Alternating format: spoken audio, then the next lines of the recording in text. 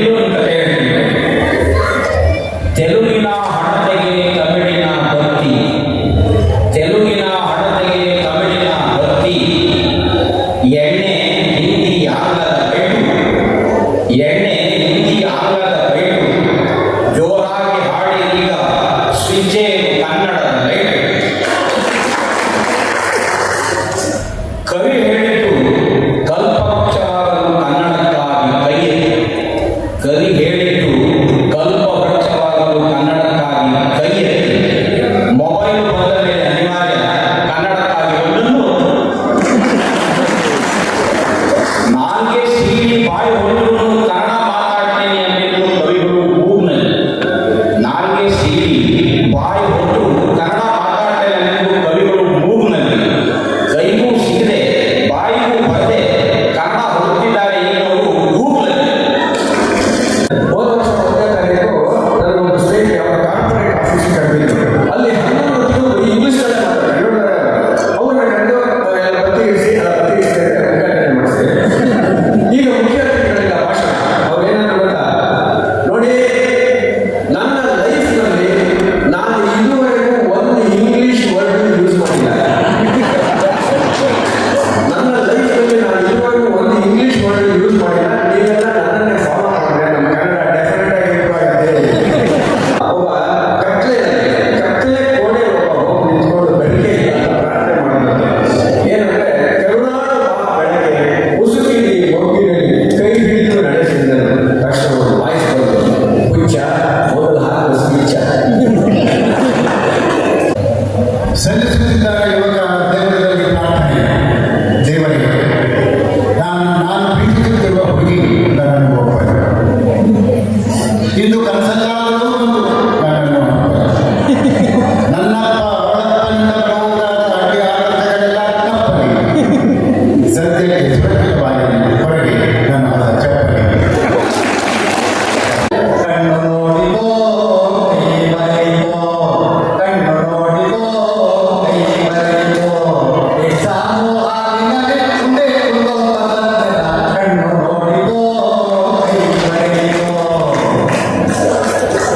ಎಸ್ಮ್ಯಾಗೆ ಮತ್ತೆ ತುಂಬಿಕೊಂಡೈತೆ, ತಲೆಯೆಲ್ಲ ಖಾಲಿ ಬಂದ್ಬಿಟ್ಟೈತೆ.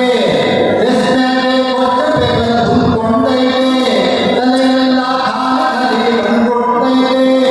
ಕಣ್ಮಂಜಾಗಿದೆ ಮೈಗೆಲ್ಲ ಹರಡುತ್ತಿದೆ, ಕಣ್ಮಂಜಾಗಿದೆ ಮೈಗೈ ಹರಡುತ್ತಿದೆ.